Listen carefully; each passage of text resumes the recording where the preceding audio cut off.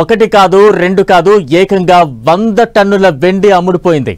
అది కూడా వారం రోజుల గ్యాప్ లో. ఇంతకీ అసలు ఇంత పెద్ద ఎత్తున సిల్వర్ సేల్స్ ఎలా పెరుగుతున్నాయి? ప్రత్యేకమైన కారణం ఉందా? ఉంటే ఏంటది? Watch the story.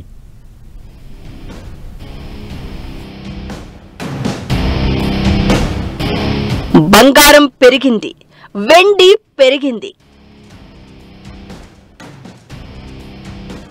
లాభం పిండుకోవడానికి అయితే మరి వెండి ఒక్కదాన్ని ఎందుకు అమ్ముతున్నారు? ఒక్క వారంలోనే 100 టన్నుల సిల్వర్ సోల్డ్. సిల్వర్ మెటల్ రేట్లు సేమ్ గోల్డ్ లాగానే క్రమంగానే పెరుగుతూ వచ్చాయి. 2020లో కిలో 70,000 వరకు పెరిగిన వెండి ధర ఆ తర్వాత తగ్గుముఖం పట్టిన 2023 నుంచి గేర్ మార్చేసింది. 2024లో తొలిసారిగా 1,00,000ను దాటిన కేజీ వెండి ధర కొద్ది కాలంలోనే 1,80,000 దాటింది. అలా 2025లో రజతం లోహం ధర రెట్టింపై బంగారం కంటే ఎక్కువ లాభాన్ని పంచింది. వెండి రేటు కేజీకి 2010కి ముందు 30,000 లోపు ఉండగా 2020 నాటికి 70,000 వరకు ఉంది.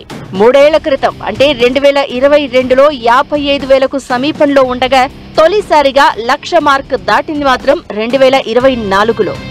ఇక ఇప్పుడు చూస్తే 1,90,000 పైనే పలుకుతోంది. అందుకే అనేక మంది పెట్టుబడిదారులు, గృహిణులు తమ వద్ద ఉన్న పాత వెండిని విక్రయించి లాభాలు స్వీకరించేందుకు మొగ్గు చూపుతున్నారు.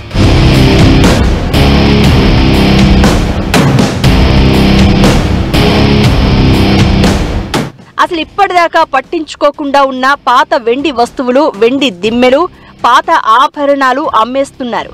సాధారణంగా నెలవారీగా 10 నుంచి 15 టన్నుల పాత వెండి మాత్రమే మార్కెట్లోకి వస్తుంది. కానీ ఈ మధ్య కాలంలో ఒకే వారంలో ఏకంగా 100 టన్నుల వెండి అమ్మకానికి వచ్చింది. ఇది సగటు కంటే దాదాపు 10 రెట్లు అధికం కావడం విశేషం. అదేంటి మరి? లాభం కోసమే అయితే బంగారం కూడా అమ్మాలంటారు కదా. అక్కడే ఉంది అసలు పాయింట్. బంగారం ధరించినంత దర్జాగా వెండిని ధరించరు.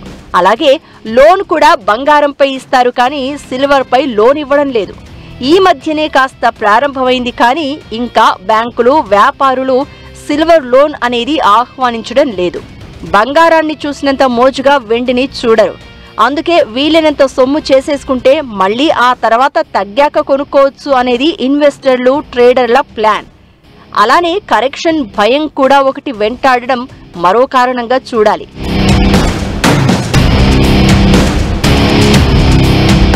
ఇక బంగారంలానే వెండి ధరలు కూడా పెరగడానికి కేవలం దేశీయ డిమాండే కాదు, అంతర్జాతీయ కారకాలు కూడా ఉన్నాయి. 2020 నుండి ప్రపంచవ్యాప్తంగా వెండి డిమాండ్ సరఫరా కంటే ఎక్కువగా ఉంది. వెండిని చాలా తక్కువగా నేరుగా తవ్వుతారు. ఇది ఎక్కువగా బంగారం, సీసం, జింక్ వంటి వాటి తవ్వకాలలో బై ప్రోడక్ట్ అంటే ఉప ఉత్పత్తిగా తయారవుతుంది. అందుకే సిల్వర్ మైనింగ్ వెంటనే కుదరదు. సోలార్ ప్యానెల్స్, ఎలక్ట్రానిక్స్ వంటి పరిశ్రమల్లో వెండి వినియోగం పెరుగుతోంది. ఇది కూడా వెండి గిరాకీని పెంచుతోంది. విశ్లేషకుల అంచనా ప్రకారం వెండి ధరల పెరుగుదల ఇక్కడితో ఆగేలా లేదు. సరఫరా కొరత మరింతగా పెరుగుతూ ఉండడంతో కిలో వెండి ధర త్వరలో 2 లక్షల మైలురాయిని దాటుతుందని అంటున్నారు. అంతేకాదు 2026లో అయితే ఏకంగా రెట్టింపు కూడా అవుతుందనే అంచనా ఉంది. అయినా సరే ప్రాఫిట్ బుక్ చేసుకునే వాళ్ళు చేసుకుంటున్నారు. ఇదే 100 టన్నుల వెండి అమ్మకానికి కూడా ప్రధాన కారణం.